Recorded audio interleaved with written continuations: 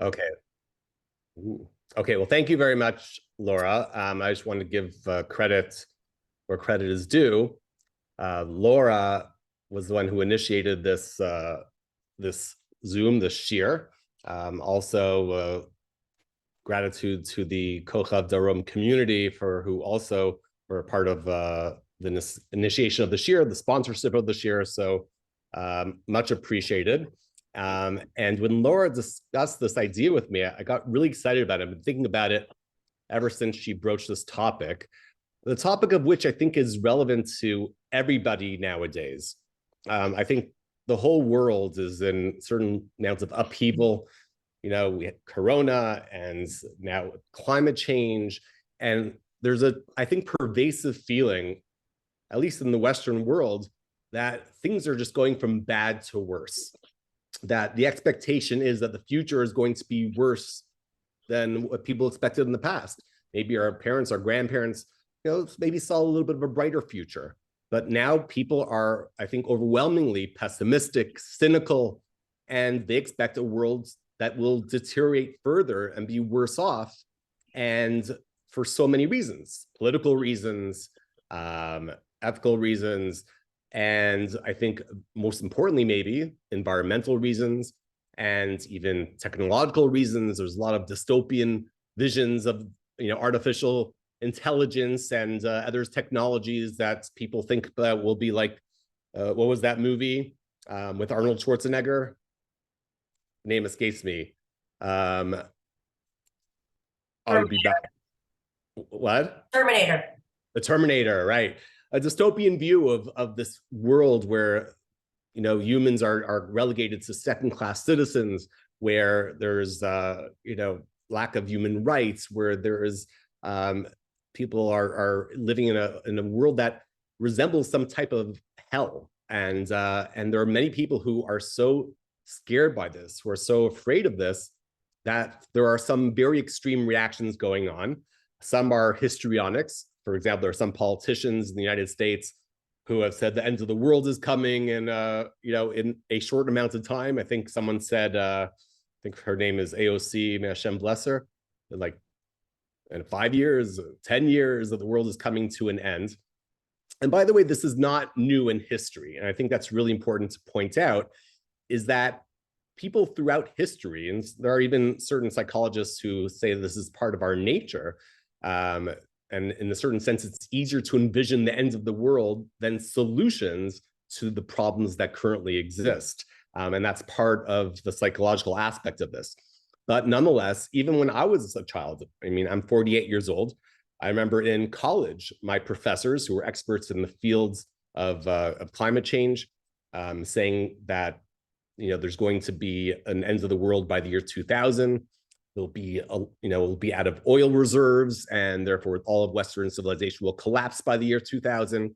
I remember as a child in 5th grade, we were learning about the air pollution and how that's going to result in acid rain. And they showed us a video of how in the future, in the 1990s, people are going to have to go up to what was the equivalent of a telephone booth to get some air so they can have some oxygen reserves as they walk through a world that they can barely breathe in.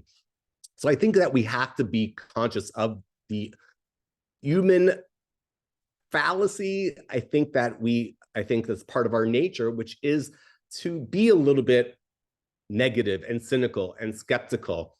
And we have to be very careful of being too rash and too extreme to the point where we make bad choices and bad decisions. And I think that's where a lot of us are today. Now, on the other side, of course, when there are things that are bad in the world, when there are problems in the world, that doesn't mean we should just rest on our laurels. That doesn't mean that we should just sit back and relax and it'll all work out, it'll all be okay. God forbid. That is definitely not the Torah approach. The Torah approach is no, that we see something wrong in the world, we have to work hard to perfect it. And we'll talk about that a little bit more later.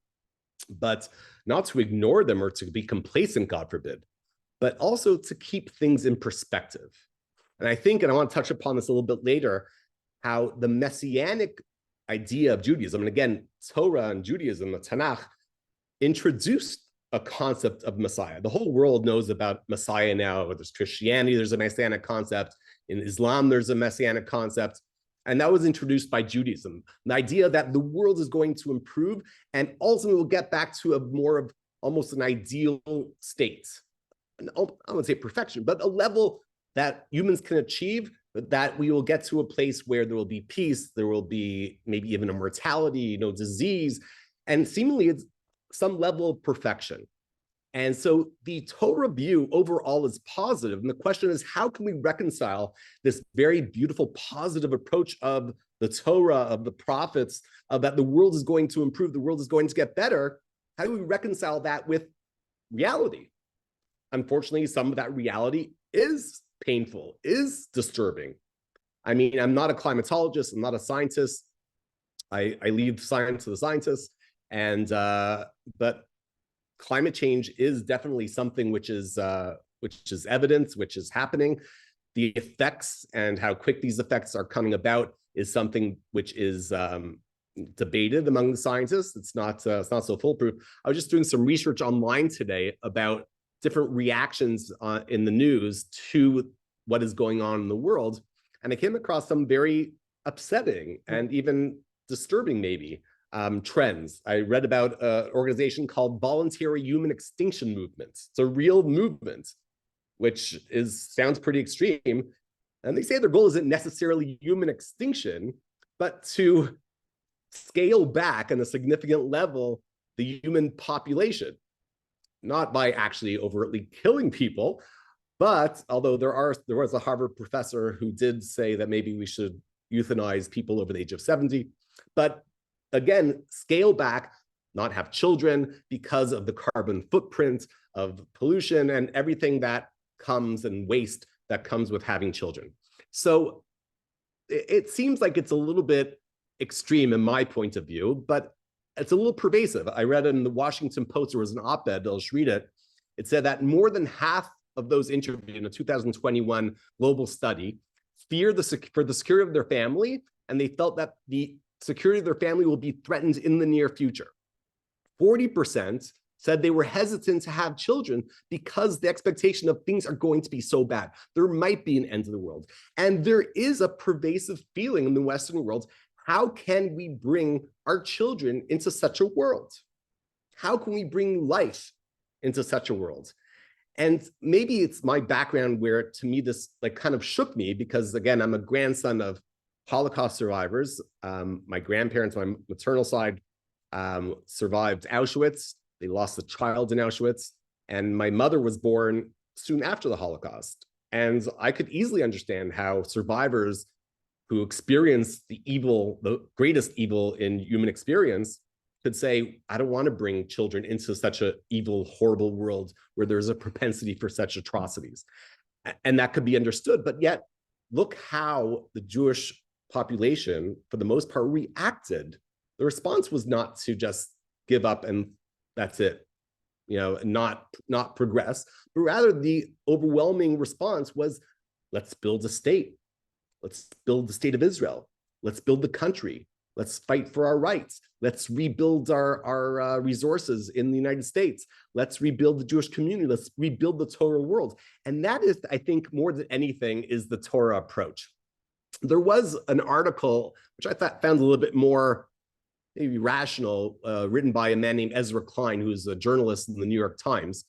And he wrote an article called "Your Kids Are Not Doomed."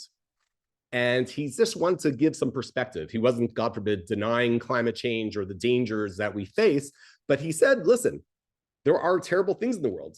Air pollution was a fairly new thing in the 1980s. And they were, again, calling for the ends of the world because we won't be able to breathe. And there is air pollution. And according to studies, 10 million people a year die of air pollution. But again, it's not the end of the world. It's something that it's almost, unfortunately, a normalcy. It's something we've gotten used to. Unfortunately, 20 million people died from COVID, right? And in the midst of COVID, a lot of us felt despair and wanted to give up. And I think that is often the feeling that we have. But we have to remember that often looking back and having some perspective.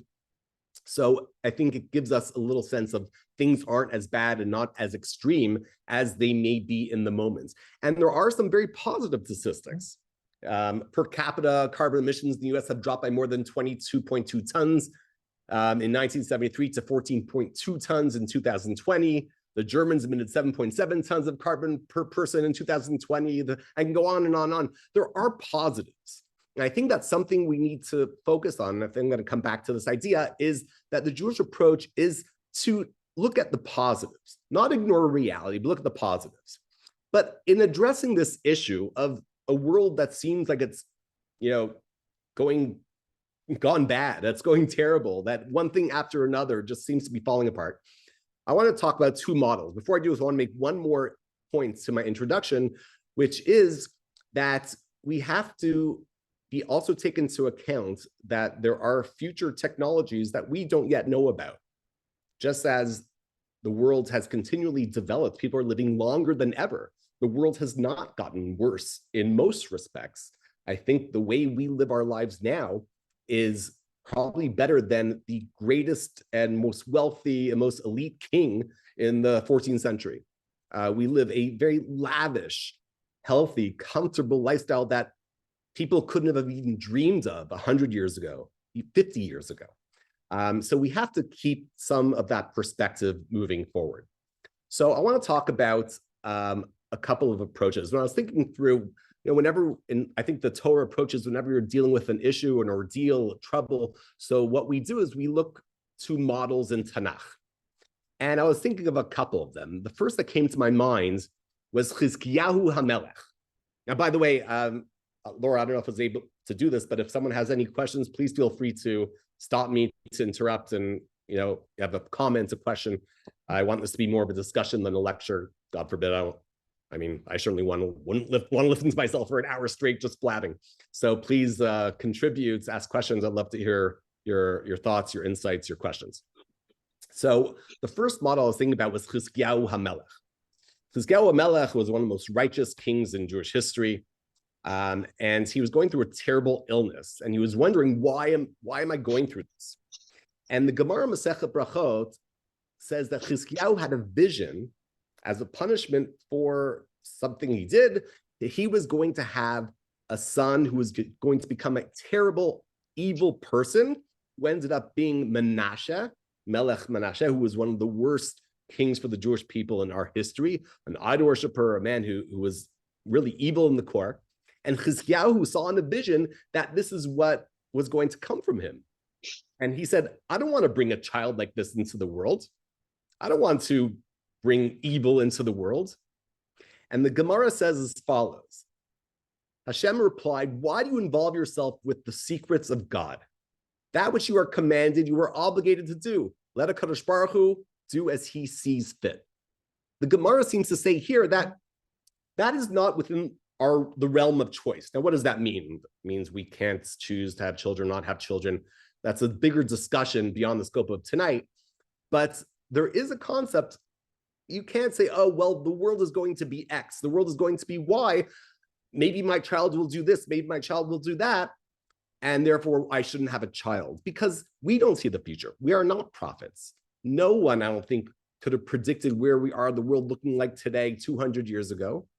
And none of us can predict with any degree of certainty what the world will look like in 10 years from now, especially with the rate of progress and technology, especially with the birth of artificial intelligence and the positive possibilities that's come with that. Now, in terms of Menashe, so I think one of the lessons from this is that, okay, we have to realize that we lack perspective. And that maybe that's not our realm. We can't dictate the future. We can't hold back from the positive things that we're doing in this world, because we feel that it's going to be just a terrible world, and why should we contribute to that? Why should I be a part of that? Meaning, say, okay, I should remove myself from the world. I should not have children. That's not within our realm. Now, I want to point out, it's just an interesting aside. In terms of Yemot HaMashiach, those who took my class know that I like to delve into the sources that talk about Mashiach, and in the Gemara, in the Midrash, in the Zohar, and try to look at it from a modern lens, from a rational and scientific and technological lens, and try to make sense of it. And there's a very interesting Gemara that I came across, which says that in the times leading up to Mashiach, God will bring a chama minartika, will bring an intense heat, and the world will be judged by it. Now, is that referring to climate change? The commentaries certainly don't think so. The Mefarshim do not discuss climate change, but they interpret it as more of a spiritual idea. But could it be that there is some reality to this? And I was thinking that maybe what does it mean that the world will be judged by this? Could it be, is it in the realm of possibility that maybe a world, all of humanity, facing a common crisis could bring an unparalleled degree of unity, of working together to solve a problem that we all face equally? Could it be? I don't know. Maybe this is our test. Maybe climate change is the ultimate test. What are we going to do to bring about a positive result that affects all of us equally? We're all in the same boat. It's not a nation, it's not a religion. Jews, Christians, Muslims, wealthy, poor, Northern Hemisphere, Southern Hemisphere, capitalists, communists, we're all facing the same crisis. We all face the same future.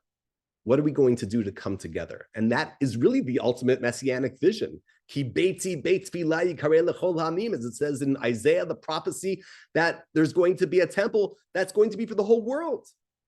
All the people of the world will come to serve God in Jerusalem. That is the vision. So could it be that this idea of this incredible intense heat that the Gemara is referring to is that? I don't know. I certainly don't know. It's interesting, though. I saw quoted in Kabbalistic sources, from a source in Kabbalah called the Yalkut Reuveni, that said, and it actually gives a year, which corresponds approximately to year 2000, 2001, which I found very interesting, that God will raise the waters of the world. Now, it almost sounds like the Mabul. What happened?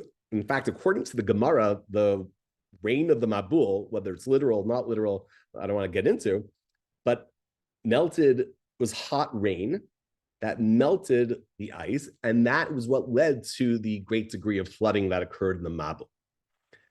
Could it be that something similar to what's going on now? And that is kind of what this Kabbalistic teaching kind of intimated, that there is going to be this heat which will result in the rising of the waters, and that will bring a certain level of purity to the world, almost like the mikveh, says the Kabbalah. Now, I certainly don't understand what this means, but could it be that the Kabbalah was maybe foreseeing a certain future where there will be a Noach type of situation? Or not, we're all about to be wiped out and I'll have to board a teva, an ark. Not to that degree, but in a certain sense, we are facing a similar crisis of rising waters, just like Noach, of animals facing extinction, species facing extinction. And the question is, how will we respond? And maybe that is the ultimate tikkun for the Mabul of Noach. And of course, we have to remember that the main difference is, which is the idea of the rainbow, which God said will always be an eternal sign, that God will not destroy the world. We believe that the world will not be destroyed. Humanity will not be decimated.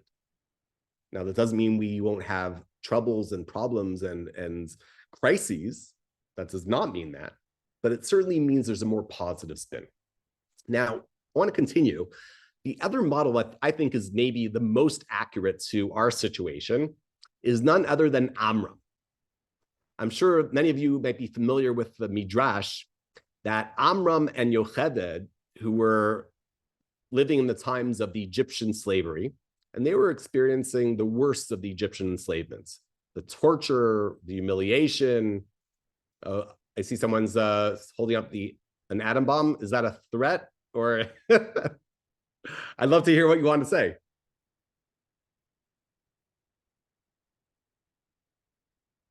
I can't hear you. I'm sorry. Okay. Don't you think that the atom bomb is the biggest threat to mankind today? Is the what? I'm sorry? Don't you think that the atom bomb is the biggest threat to mankind today? Is it what? I'm sorry. I didn't make it out. The biggest threat to mankind. It could be. I'm certainly no expert in the threat, but I do know that the it's kind of scary if you want to look at it into the Tanakh itself, but I believe in the prophets, it actually talks about a war, Gog Magog, the war that ends all wars, when it actually almost perfectly describes the effects of being victims of nuclear weapons. It says about the enemies of the Jewish people who will attempt to destroy us. Unfortunately, Iran right now is trying to build a nuclear weapon to destroy the Jewish people.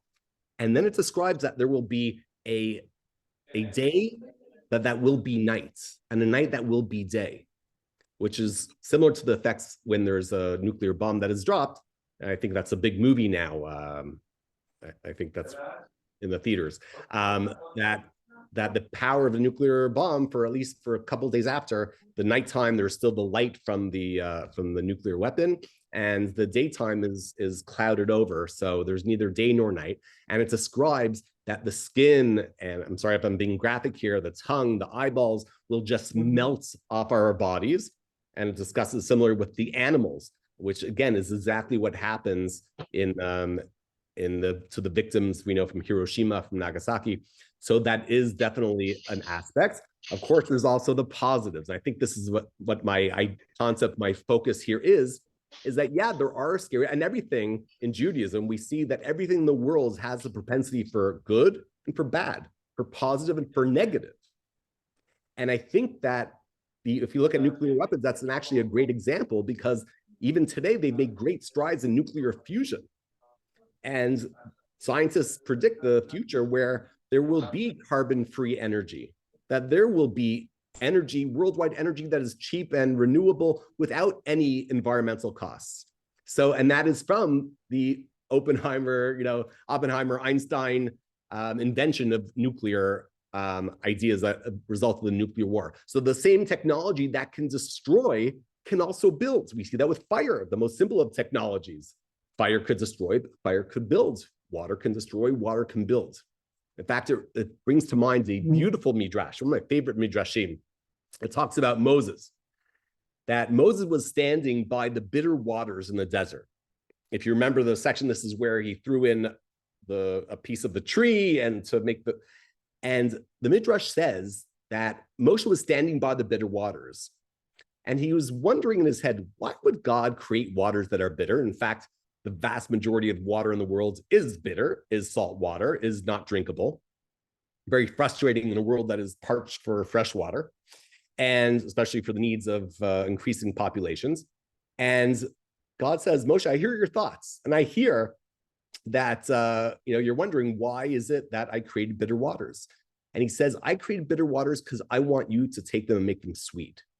Mankind's job, the job of the Jewish people, our mission, is to take things that are bitter and make them sweet. And then we've actually done that physically with the desalination plants, but I think that's much more metaphoric, that our role is to take all of the possibilities, everything that could be used for negative, and use it for positive. Right now, we're using internet. There are some religious people who have the approach, internet is bad. And there are terrible things on the internet, but I think the real approach, the real Torah approach is no. Yes, it could be used for terrible things, but the challenge of the Jew is to use it for good, is to use it for positive. And I think that's the idea that we have regarding technology. Now, back to our midrash about Amram. So Amram and Yocheved were living in a terrible situation. And they said, you know what, we have 2 kids. We can't bring another child into this. How can we bring a child into slavery? I was actually just reading a book about a woman who had a child in Auschwitz. It was a separate story. And how can we bring a child into this world? This is a horrible thing. They're even they're taking babies and throwing them into the Nile. Why would we bring a child into this situation? And the Midrash says that Miriam, she convinced Yocheved and Amram and to come together. And from them came Moshe. From that situation, that circumstance, came the future Mashiach, the redeemer of the Jewish people at that time. So I think that goes back to our point before, which is that, we have to do our part, even if we don't have the foresight, and it may not seem a good idea from the way things stand right now, But if it's a mitzvah and Judaism sees it as a value, as a positive thing, we do it and we let God take care of the rest. That, okay, let's say there's, things look bad for the future. How can I bring a child into this? Have the child. You don't know the future. Let God take care of that part. This is a very interesting Gemara. Rabbi Machlis used to quote this all the time. It's the Gemara Masechet Nitzah. It says, Amar Rabbi Yossi, Ein ben David ba ad shichalu kol hanashamot shebaguf. The Gemara says, according to Rabbi Yossi, that Mashiach will only come when all of the neshamot are brought into the world, into bodies, until all the souls are born into the world. Now, I don't know what this means, but I was thinking that this doesn't necessarily have to be understood in some mystical idea. I think it can be explained rationally. The Gemara says that Mashiach can come either be'ita or ba'achishena. It can come in its appointed time, the year 6000, or ba'achishena, or sped up, either by a certain degree of suffering of the Jewish people or by positive righteous actions. It could be sped up, as it was in Mitzrayim with our suffering and maybe positive actions.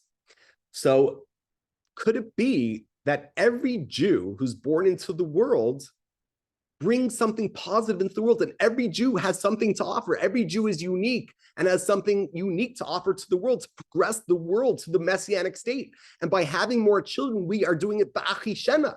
By bringing children to the world, we are speeding up the geula, maybe because each child can do amazing things. Think about what the Jewish people have contributed to the world. I just have a couple of quotes. There's a book called The Gift of the Jews by Thomas Cahill. And he wrote, and I quote, "The Jews started it all. And by it, I mean so many of the things we care about, the underlying values that make all of us, Jew and Gentile. Believe you're an atheist, tick. Without the Jews, we would see the world through different eyes, hear with different ears, even feel with different feelings, and we would set a different course for our lives. Their worldview has become so much a part of us that at this point, it might as well have been written to ourselves as genetic code." This is from a Gentile. Another Gentile, Paul Johnson, wrote an incredible book called The History of the Jews. And he wrote, "All the great conceptual discoveries of the intellect seem obvious and inescapable once they have been revealed, but it requires a special genius to formulate them for the first time. The Jews had this gift." And lastly, I want to quote famous American president, John Adams, who said, "I will insist that the Hebrews have done more to civilize men than any other nation. If I were an atheist and believed in blind eternal fate, I should still believe that chance had ordered the Jews to be the most essential instrument for civilizing the nations." Think about each child and the possibilities that come with the child. So instead of looking from the perspective, oh, I'm going to bring a child into the world and all the terrible things that the child may endure, think about what could this child possibly do? Imagine if the parents of Albert Einstein or Jonas Salk decide not to have children. Would polio still exist? Would we have nuclear fusion, nuclear energy? Right? Would we have the understanding of the universe? What if Mozart parents decide not to have children? What if Theodore Herzl's parents decide not to have children? The world was not great at that time either, I assure you. Certainly not for the Jewish people. Would there be a state of Israel? Nelson Mandela, Martin Luther King? What would happen if they didn't exist? I always wonder, it's a terrifying thought. What would the world look like right now if the 6 million weren't killed? Think about it. Out of those 6 million Jews, according to statistics, some 35% of Nobel Prize winners are Jews. If 10% of the 6 million made life-saving discoveries, did something to progress the world forward, maybe things would be so much better now. Maybe, yeah. Please. No, someone had a comment?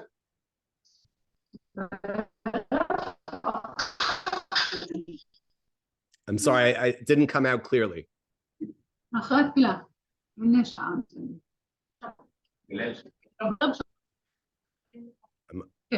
Is it me, or I'm making this? I'm sorry. No, I think he just reconnected, so I think that's why. Oh. Okay.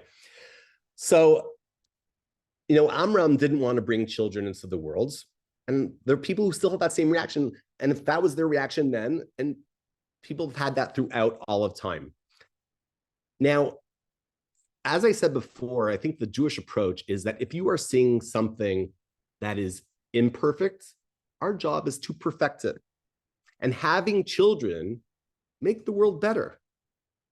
Each child changes the world in some way. Now, maybe not on the level of an Albert Einstein or a Chafetz Chaim or a Moses or Thomas Jefferson, but incrementally, every child, every human being brings something positive into the world. Now, of course, there's people who bring evil into the world. But at the same time, it's like, I don't know if you ever play those games. You drop in a quarter and the money drops in, and there's a certain amount of, I don't know, hundreds of quarters that are laying out. And each quarter you put in, it pushes it forward more. And you keep dropping quarters because you hope that it'll push it a little bit further, right? So Lubavitch Rebbe used that analogy to describe the idea of having children. That, maybe your child won't bring the Mashiach exactly, but maybe your child will say something or do something which influences somebody to do something this, to do like that. One of my favorite stories to tell, one of the most impactful stories that happened to me in my life, good friends of mine in high school grew up in a family that is not openly religious, that is traditional.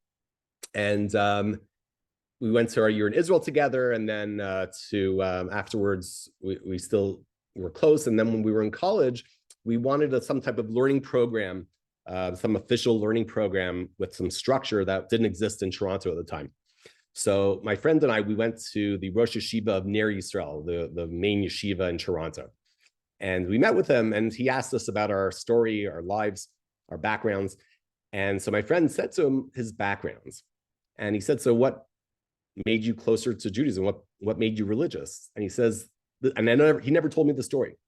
He was on the basketball team of my high school, Chat. And there was the Sarachek basketball tournament. You've heard of that? Is that what's pronounced? Sarachek basketball tournament? And so he was with basketball, he played on the team, and they went to YU to eat dinner, to some shul, some synagogue in the area of Yeshiva University, to eat dinner in their hall, I think. And on the way to the hall, they were walking down the stairs and they passed by a Beit Midrash. And this person never seen a Beit Midrash before. The closest thing is the library. In the library, I don't know if anyone goes to the library anymore, but in my day, when people went to the libraries, if you need to research something, and if you spoke out loud, it was like, shh. But in the Beit Midrash, it's like booming loud. It's like everyone's screaming. And he saw this guy learning by himself. Gemara open in front of him. I'm going. And he was like, what does this guy do? Is he insane? And one of the people who escorted the trips of the staff in the high school was a rabbi. And my friends went to this rabbi and said, what is this guy doing? And he says, this guy's learning the Talmud. And he told them what the Talmud's about. And my friend was so intrigued. He was like, wow, would you study that with me? And that began his journey to become more religious. And when I heard that story, I keep, till this day, many years later, keep thinking about when this guy goes to Olam Haba, when this guy goes to collect his reward in the world to come. Imagine God saying to him, hey, you're like a top Kiruv rabbi. And I was like, what are you talking about? You know how many people are religious because of you? What are you talking about? I'm an accountant. I do anything special. I just went to work, came home. And because, well, you were learning for 5 minutes in that shul. Remember that day? In that 5 minutes, one person was inspired by you. You didn't see it was behind you. And that person became a rabbi. And that person inspired his whole family to become religious and has hundreds of students who then had hundreds of other students and impacted the world. Sometimes we're not even aware of the impacts that we have. Every child has unlimited potential. The world is filled with problems and issues, but maybe you'll be your child or someone else's child who will come up with the creative solution to some of the world's problems. It's impossible for us to foresee. And that is the message of the Gemara Brachot about Chizkiyahu. Leave that to me, says God.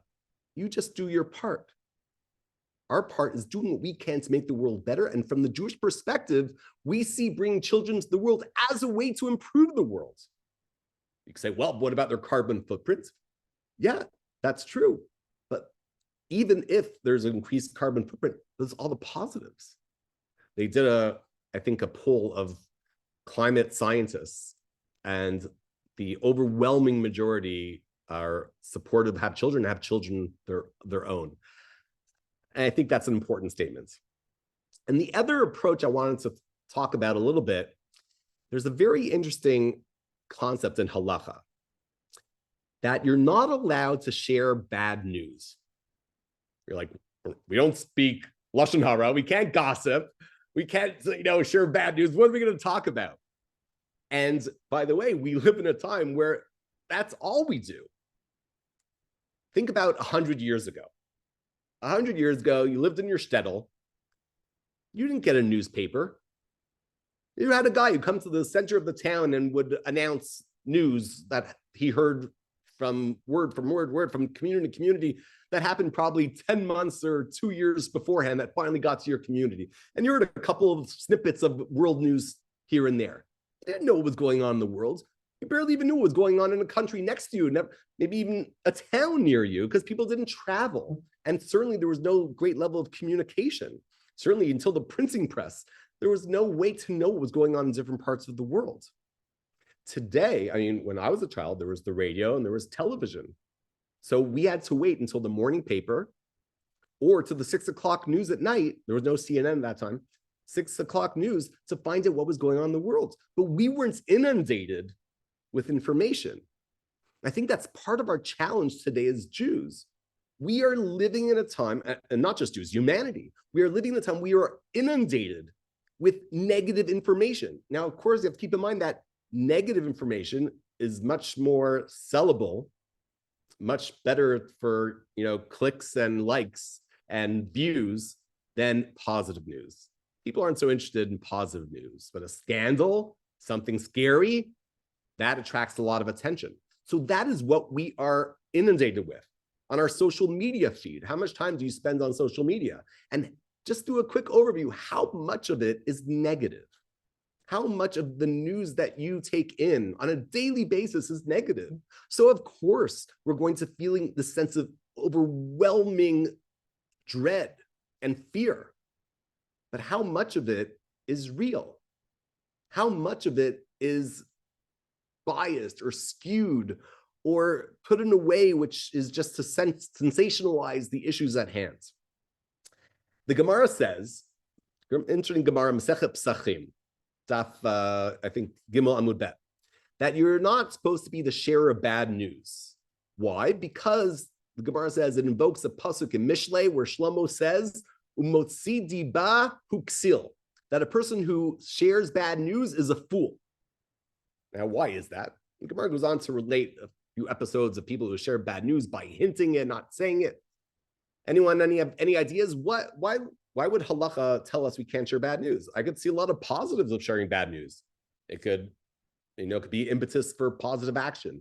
It could lead to mitzvot. You hear about something bad, you may want to go fix it or help it. Any ideas? What is the message? Conceptually, what's Torah telling us by the halacha of we're not supposed to share bad news? Any thoughts? No? What's the worst part of Zoom? You ask a question and everyone's just like silent. It seemed like a little better in a classroom and everyone's just like looking at you like this. But like here, just looking at like a screen and everyone's just like silence. So, all right. But it's interesting to think about. But I was thinking about it a lot the last couple of days. When you have shared bad news, what are you doing to the person? Now, that doesn't mean there's no positives of sharing bad news, right? Let's say, God forbid, someone died and that person would want to go to the Shiva and pay respects. That's important, right? There's someone who's very, very ill and maybe the person would pray for them or go visit them or help them. That's positive, for sure. And I think in that case, you're surely allowed to. But there's a couple of problems with it. Number one, it causes people to be depressed. It brings people down. I'm a complainer. I don't know about you guys. I'm a big complainer. They say, I don't know if it's true about all men. If the married woman here, if you could tell me what you think about if it's true about all mankind or maybe it's just me. But when it's, I don't know if it's true, but they say when men are sick, so we complain for something that no woman would even mention, right? You have a cold and we act like it's pneumonia, right? We have allergies, and to us it's like we had some Ebola or something. And I like to complain. I like to share, bad things that are going on. Oh, like this happened, I had this, and especially with my parents. They're my parents. They're my ear, and they want to hear like the bad things that are going on in my life to maybe divide the pain. And Melly's like, "What? Why are you telling them this? Think about what it affects to your parents." So they hear it, and then what? They're all upset. Oh, let's see what happened to Elie. Oh, Elie has a cold and he feels so terrible, and they'll be upset. And they can't do anything to help you anyways. So is it really worth it? Is there any benefit? Is there a to'elet? And we have to think about that, because when we share bad news, if you go around, being the town crier saying, hey, the world is falling apart. The world is a disaster for those of us who are in Israel. There's chaos going on, the end of democracy and all the histrionics. But at the same time, is that really the case? Is there any benefit of sharing your cynicism, your skepticism, your negativity? The Rebbe Machlis used to say the following mashal. There's a person who's driving from city A to city B, and they have to stop at a gas station along the way. They didn't have an electric car. And they stop, and the gas attendant is filling up their car, and they say, hey, we're going to city B. Do you know anything about city B? He says, yeah, where are you from? We're from city A. He goes, oh, how are things in city A? City A, things are amazing. We love city A. The people are so nice. It's such a beautiful city, so clean. City B is the same way, he says to them. And they go off. Another car pulls in, and the people say to the gas attendant, we're going to city B. Do you know anything about city B? Where are you from? We're from city A. Well, how are things in city A? We hate city A. The people are obnoxious. It's dirty. They're rude. I can't stand it. It's expensive. So maybe, the gas attendant says to them, well, it's the same thing in city B. Meaning it all depends sometimes on our perspective. My rabbi in my shul, Avat Zion, here in Rapi Shemesh, he was telling me that he went to visit his father, who's 99 years old, in old age home for the elderly, and they were talking about the problems going on, politics, and his neighbor, a 95-year-old man, walks in and he goes, please, this is nothing, trust me. I've been alive for 95 years. I lived through the Depression. I lived through the Holocaust. I lived through wars. I lived through, the nuclear weapons threat from Russia, the Cold War. Trust me, the Gamze Yavor. This too will pass. It's not as big a deal as we're making it out to be. And I thought that was so insightful. And I think that's the Jewish approach. It says in the Torah, Lo techsar kolba, that there's nothing lacking in Eretz Yisrael. Now, if those of you have been to Israel, you might say, that isn't the case exactly. I remember my biggest disappointment when I came to Israel, there's no Tropicana. Yeah, I've heard some of my students would say, oh, I can't make Aliyah. Why not? There's no Target. It's like, okay, you say nothing's lacking? What about 80 years ago when really was everything lacking? Israel was a very, very poor country. How can the Torah say, Lo techsar kol ba? So maybe it's a certain perspective. It's how you look at the world that determines your reality. It's your perspective that determines your reality. We can focus on the negatives, or we could say, okay, there are problems. Let's work on a solution, and let's try to focus on the positives. Can I ask a question? Of course. I think, because something that you said about, I think a lot of the younger generations, I mean, I'm not like old, but I think that the newer generations view the older generation as the issue with climate change, meaning the people in like the boomers, as they say, like, they're the ones who sort of greenlit all of the fossil fuels and all of the things that basically polluted our world. And then they sort of just said, and then they just sort of walked away. And then all the I think that there's a lot of anger from the younger generations in terms of climate change, meaning they said, like they're throwing their hands up in a sense and saying that, they feel betrayed by the older, more previous generation. I think that's like a big issue also of climate change. I don't know, just from what I see on social media also. Yeah, and that makes sense that there should be that feeling. Let's say, by the way, let's break it down to an individual. An individual, let's say, could have, there were some issues in the way they were parented, and because of how they were parented or certain lack of parenting skills or problematic issues in the home. So now they have the residual, mental health issues or psychological issues or physical issues, whatever it may be, and they're struggling in certain areas of life because of the baggage that their parents left for them. I think that's a microcosm of, I think, what we're talking about, what you're talking about. And I would respond, first of all, no parents are perfect, but except for me. But just ask my kids. But basically, was the parent trying to make your life worse? Of course not. They had the best of intentions. They tried to make things better, but they messed up, right? In hindsight, I'm sure they go back and change this or that, at least functional parents. As a child, which is more healthy in terms of your relationship and your own mental health? To focus on what your parents, the negatives and how they scarred you in this way or that, and focus just on that, and that's the perspective that you have of your relationship, or say, yeah, this was not great, and I'm going to work on that because it's unfortunate, but look at all the positive things my parents did for me. Look at all the wonderful things that my parents gave me. And I think that's something maybe that our generation needs to work on, and your generation, I guess we're different generations now, needs to work on better. And I think that's what pasuk I was going to talk about. See the good in Yerushalayim all the days of your life. There's not always good in Yerushalayim. There's not everything is always so good. So what the Torah is telling us to pretend, to ignore reality?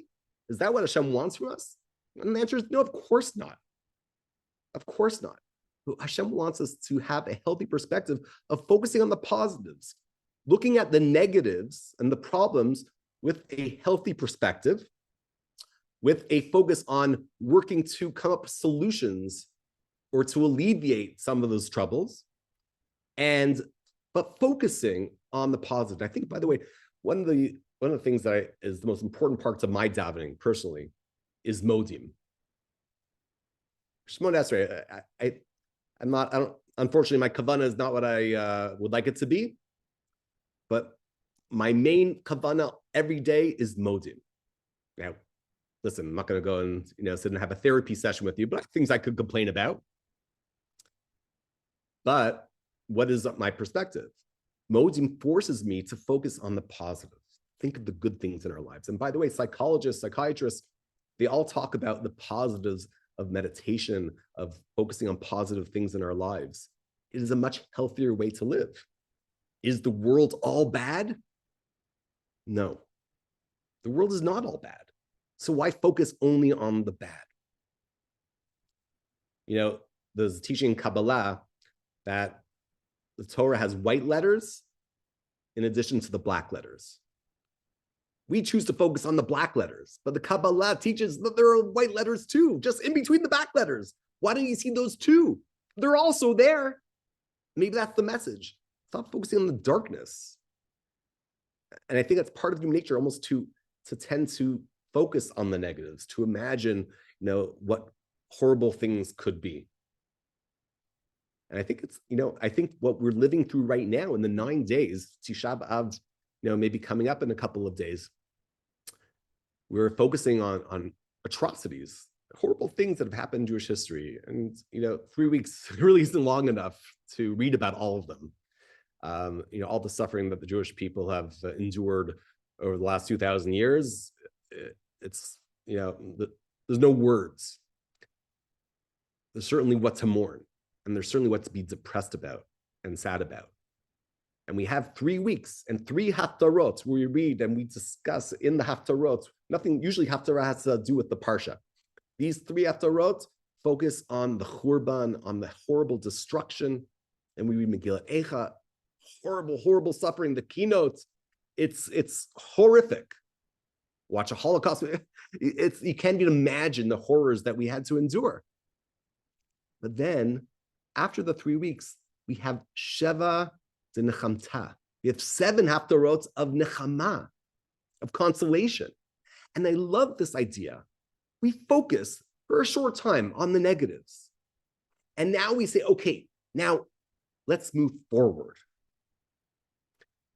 I gained tremendous strength from the generation after the Holocaust, who literally had their entire universe destroyed.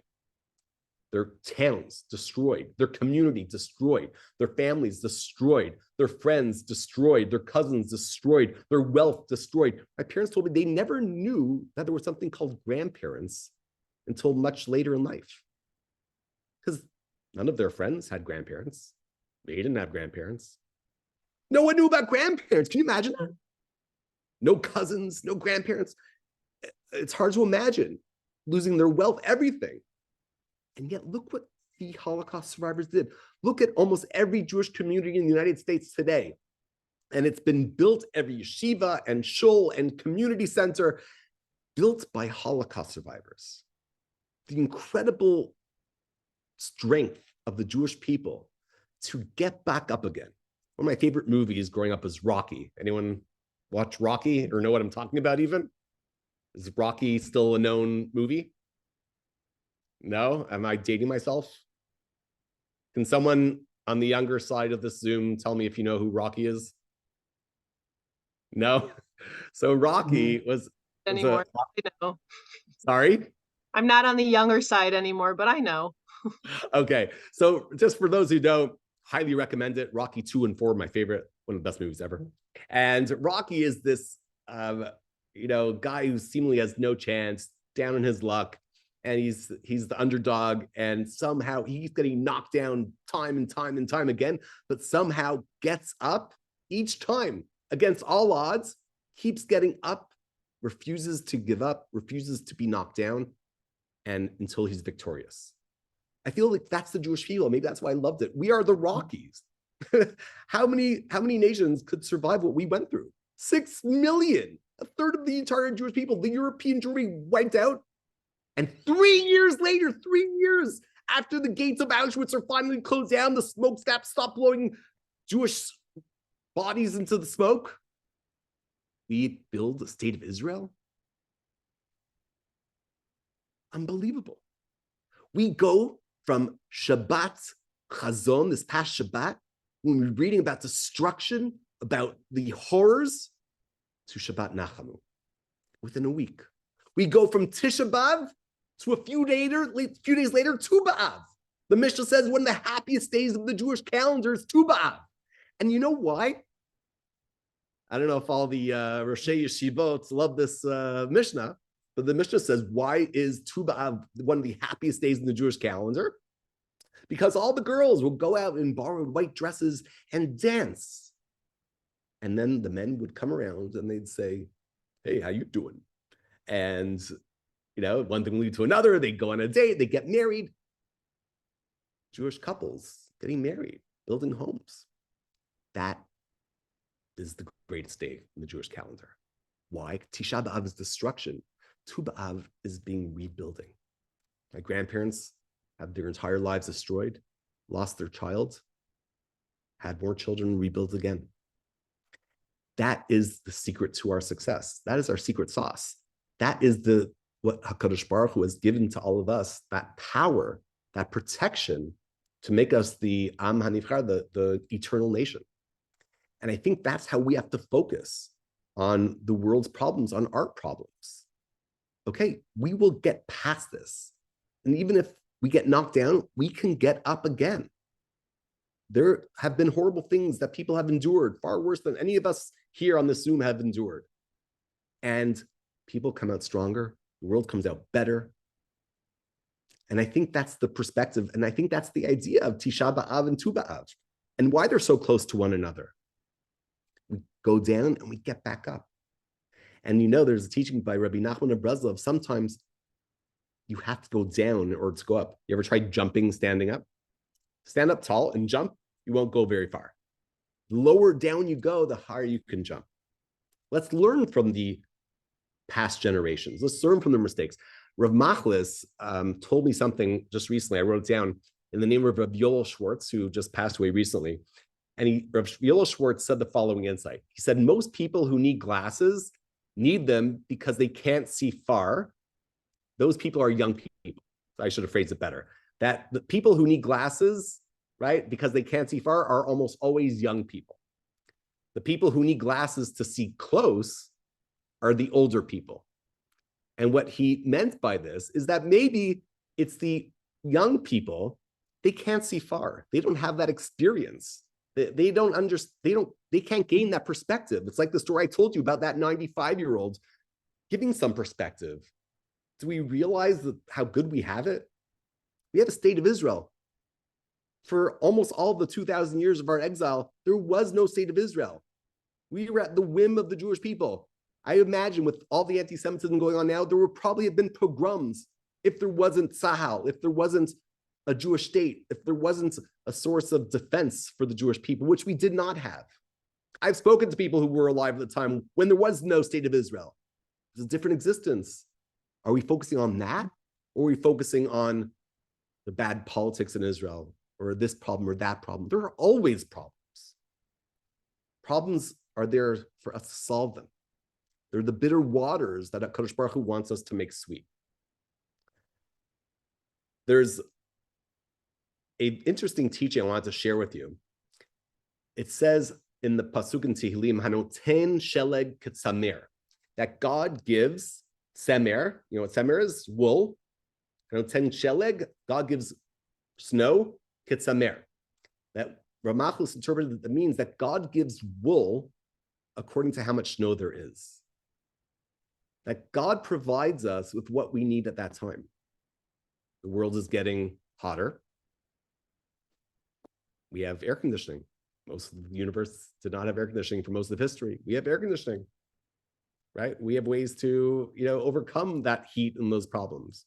There are fewer people dying from natural disasters than ever before in world history, which is almost ironic. You look around and you think that's definitely not the case. That is the case because of technology.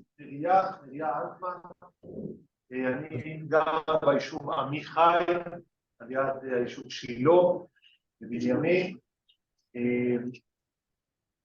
והעסק הזה הוא שייך לבחור בשם מתנאל ליבי, משפחת ליבי, זו משפחה מהיישוב שילה.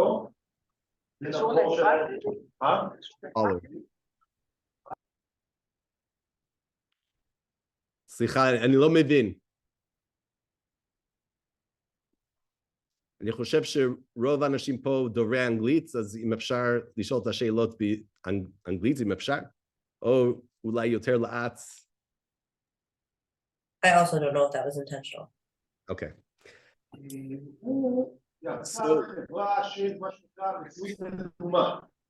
is classic. This is every Zoom in the history of the world. We had this debate in my home on Shabbat about a certain custom. It's not so common in Israel, but it's much more common outside of Israel. For the Shabbat of Shabbat Chazon, before Tisha B'Av, there's a custom to sing Lecha Dodi, the beautiful song, Bring in Shabbat, to the tune of a Leit Zion, the beautiful dirge from the keynotes of Tisha B'Av.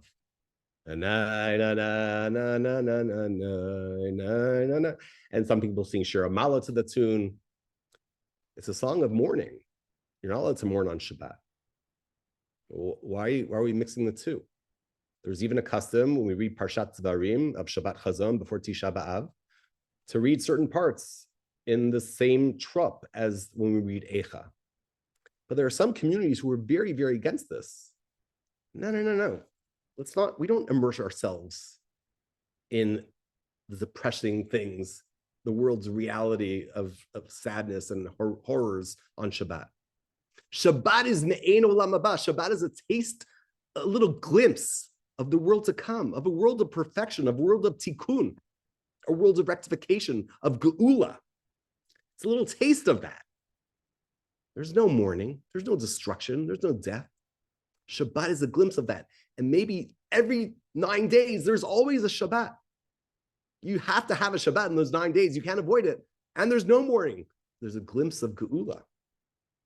There's a glimpse of the way things are supposed to be. Eicha, who's thinking about Eicha? Meat, eat meats, wine, go crazy. Maybe that's something we have to remember. Maybe we get too mired in the Eicha. Maybe in our day, at a time when depression is on the rise and suicide rates are on the rise, it's because people are inundated with sad things that we maybe have to focus more on the positives than ever before. And maybe we have to be even a little more wary of the negative news, of focusing too much on the sadness of Eicha. Maybe we have to focus even more so on the positives, even more focus on the gratitude. There's the beautiful, I just want to not forget about this teaching, and we'll leave the time for questions. There's a beautiful teaching. It says in Ben Sirah, Al teitzar sarat machar, kilo teda ma yeled yom. Shema machar ba ve'inenu. Right? Don't focus on your anxieties and worries of what will be. Maybe it won't be. We don't know. There was no acid rain. What my 5th grade teacher told me didn't happen. What my professor in environmentalism told me about no more resources for the world didn't come true. No one knows what the future holds. Let's be more positive. And I think that we have to, as a Jew, always remember that ani mamin be'emunah shlema b'viat HaMashiach. V'af al pi shitmameh. Even though it takes a long time, even though things are bad, even though things seem like it's not going in the right direction, we don't know how Hashem is bringing it about. But things are moving forward. Maybe on a small scale, it seems like they're taking a step back. But at the same time, we're taking a step forward. And I think that is part of our focus. Look at problems and try to come up with solutions. And in your perspective of life, try to focus on the positives. All right. I would like to give some chance for questions. If anyone has any comments, questions, I really would love to hear what you have to say. Or you can send it to me mentally. Just like, or you could just, yes. So in that idea of trying to focus on the positives, because there's lots of negatives being thrown out on us, but how do we reconcile the reality that sometimes like that, like with Menashe being born, right, with Chizkiyahu, like at the end of the day, that is really, really bad. So like and yes, we should leave it up to Hashem in the end of the day. It's not in our realm to decide what to do. Just how do we reconcile that then, though, that there could be a Menashe? It's a good question. And there will be a Menashe. And things don't go. I mean, look at the Avot and Mahot. Things did not always go their way. They had troubles with fertility. They had troubles with famine. They had a lot of issues. They had theological, philosophical issues. They thought, Yaakov thought his son was murdered. I mean, they endured suffering. And yet, I think that approach that we learn from them is not to ignore the reality. Yaakov, according to Chazal, lost prophecy for all those years because of his depression. He couldn't have, nevuah because he couldn't be happy, he couldn't focus on the good things. And that happens. That's why Judaism affords us time to mourn and affords us things like the 3 weeks and the 9 days to focus on the bad things, but then move on. It's not, there's an interesting Gemara that says that the problem with the rabbis at the time of the Churban Beit HaMikdash is that they were like reindeer, it says in Eicha, that they looked at the tail right in front of them, they didn't look around. The Gemara says like all they looked is right in front, they didn't look around, they didn't look at the problems around them, just focus on their lives, what's going on in their yeshiva and their Beit Midrash, but they didn't look at the problems around them. They put their heads in the sand. And the Gemara is telling us, we can't put our heads in the sand. We have to look at the world's problems. We have to address the world problems. We have to be sensitive to the world's problems. But okay, come up with solutions. Let's make the world better. Let's take the bitter waters and make them sweet. Okay, maybe I'll have a Menashe. Well, what can I do once I have Menashe? In fact, Chizkiyahu tried to marry off his son Menashe to Yeshayahu's daughter in the hope that maybe that would mitigate it, right? The same thing with Esav, a similar story. We are going to bring about things that are not great. The world is going to bring about problems. There's always problems. I look at, the state of Israel is the most amazing thing in the world, something we celebrate. You know how many hardships we had to endure, how many lives have been lost? Terrorist attacks. We can focus on the negatives, or we could focus on the incredible positives. I think that's how we reconcile it.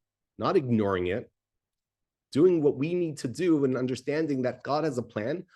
We have to do everything in our power to mitigate all the negatives and push forward the positives. And I think that's perspective. Rivka, you had a question? Don't worry, you answered it. Thank you. Oh, yeah? Okay, any other questions? Thank you. I didn't look at the chat if anyone has a question. Let's see. Okay, anyone, any other thoughts? Questions? No? Anyways, I hope I made some sense. I hope, I never shared this shir before. I never gave this shir before. So I hope it was helpful. I hope it gave you some chizuk, not just chizuk in terms of okay, we're focused on the positive, not to ignore the reality, but there are positives. It's not darkness, right? I'll end with one final teaching and then I'll stop. It says, Tov lahodot laHashem. It's good to give thanks to Hashem. Lahagid baboker chastecha, to retell God's chesed in the boker, in the morning, ve'emunatzcha balilot, and his faith in the nighttime. The Sfat Emet points out that boker is in the singular and leilot, nights, is in the plural. Because when you're going through nighttime, it just seems like it's going on forever. I remember I had a miserable time in 4th grade. It seemed like it took 20 years of my life, 4th grade. It was like the worst experience ever. I still have nightmares, right? It seemed like it was never, you ever have a terrible experience and it's like, oh my gosh, it's never going to stop. Did I just put my hand up or something? But maybe that's it. We have to remember Leilot, the darkness has this trick that it plays on us, and it makes it seem like it's going on for so much longer than it is, that it's so much worse than it is. We have to gain that perspective, like the elderly people who need those glasses, right? And I think that's what we need to focus on, even on Tisha B'Av, as we're sitting on the floor and mourning the horrible atrocities and destruction, pain that our people have endured. You have to remember that we're going to get up and dance and rebuild with Tu B'Av. And when we're davening, we're going to daven for Geula. And maybe just focus on the positive. We're saying the tefillah of Anenu, of the special bracha we say in Shemona Esrei on Tisha B'Av, that Yerushalayim is a city, me'ein yoshev, charuba v'shomema, desolate, destroyed, nobody in it. Look at Yerushalayim now. I was just sitting in traffic for an hour and a half in Yerushalayim. Baruch Hashem, there's traffic in Yerushalayim. There's millions of people in Yerushalayim. We're saying a city that's desolate, there's no people there. There's more people there than ever before in world history. That's the type of attitude I think that Torah encourages us to do. That's the teaching of Amram. That's the teaching of Moshe. I think when we're reading the news, we have to keep that Torah approach in mind. All right, thank you all for joining us. I hope it was beneficial, not too much of a waste of your time. Thank you, Laura. Thank you, Kochav Darom. I look forward to meeting you all in person. Maybe come for Shabbat. Laura, maybe you can bring them, have a get-together in Ramat Beit Shemesh. You're all invited. And thank you